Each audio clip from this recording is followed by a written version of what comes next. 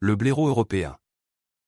Le blaireau européen est un animal fascinant qui habite les régions boisées de la France. Massif et court sur pattes, avec un corps allongé, et une croupe plus large que les épaules, il peut faire penser à un petit ours doté d'une queue touffue. Il est très reconnaissable, grâce aux bandes longitudinales noires qu'il porte sur son museau blanc.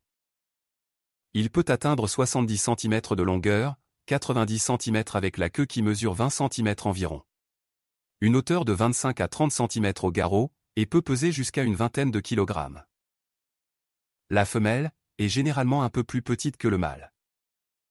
Ses pattes robustes pourvues de solides griffes, qui ressemblent à celles d'un ours, lui permettent de creuser facilement même dans des terrains difficiles.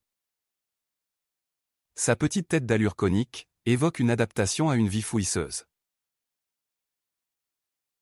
Bien que courtes, ses pattes puissantes lui permettent de courir à des pointes de 25 à 30 km/h.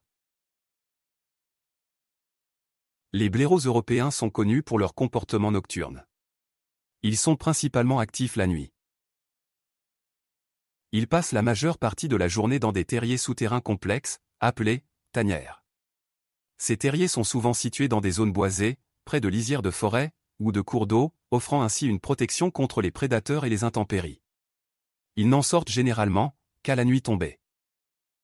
Le blaireau européen est un mammifère omnivore qui joue un rôle important dans l'écosystème. Il se nourrit principalement de vers de terre, d'insectes, de petits mammifères, de racines et de fruits. Son régime alimentaire varié et son activité de fouissage contribuent à la dispersion des graines et à l'aération des sols.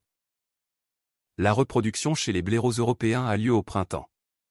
Après une gestation d'environ 2 mois, les femelles donnent naissance à une portée de 2 à 5 petits, appelés blairotins.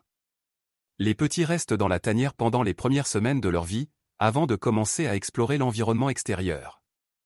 La mère blaireau les nourrit et les éduque pendant plusieurs mois, jusqu'à ce qu'ils soient capables de se débrouiller seuls.